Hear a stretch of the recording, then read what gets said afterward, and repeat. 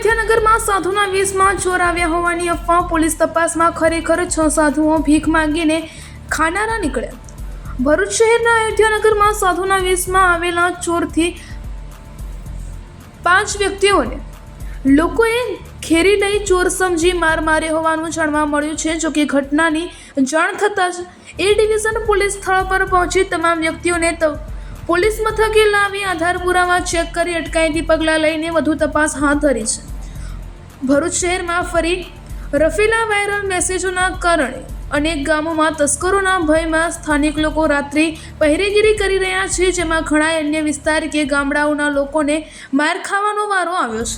ગતરોજ બપોરના સમયે ભરૂચ શહેરના અયોધ્યાનગરના સંતોષી માતાજીના મંદિર નજીક 4 થી 5 સાધુ કપડાં પહેરીને આવેલા વ્યક્તિઓએ એક મકાન માલિક પાસે જમવાનું માંગ્યું હતું, પરંતુ મકાન માલિકે ખાવાનું નહીં હોવાનું જણાવી તેમણે જવાનું કહ્યું હતું, પરંતુ તે લોકો ત્યાં જ ઊભા રહી મકાન માલિક સાથે વાતચીત કરી રહ્યા હતા. તે સમયે ત્યાં લોકો એકત્રિત થઈ જતા બંને પક્ષે સામસામે બોલાચાલી થઈ હતી, જેમાં કેટલાક લોકોએ અજાણ્યા સાધુ વેશમાં આવેલા લોકો સાથે ટપલી દાવ પણ થયો હોવાનું જાણવા મળ્યું છે.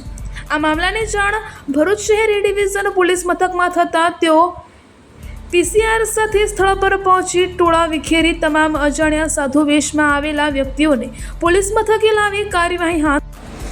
આ મામલે ભરૂચ શહેર એ ડિવિઝન પીઆઈ વીયુ ગડરિયા સાથે વાતચીત કરતા તેમણે જણાવ્યું હતું કે 6 સાધુ બાવા કોઈ ચોર ઇસમો નહીં કે તેમની પાસેથી કોઈ પણ ગુનાહિત સાધન સામગ્રી મળી આવી નથી. તેઓ સૂત્રટેકા આશ્રમ, હરિપરા, ગોવર્ધન જિલ્લો, મથુરા આશ્રમના હોય અને ધર્મ જાગરણ સંસ્થાથી સંકળાયેલા છે, જેથી જાગૃત જનતાને અપીલ કરવામાં આવી છે કે કોઈ પણ પ્રકારના ફેક ન્યૂઝ તથા અફવાઓ વાયરલ કરવી નહીં. જે પણ આવા ફેક ન્યૂઝ વાયરલ કરશે અથવા ફોરવર્ડ કરશે તેઓના વિરુદ્ધ ઇન્ફોર્મેશન ટેકનોલોજી એક્ટ મુજબ ગુનો દાખલ કરી કાયદેસરની કાર્યવાહી કરવામાં આવશે.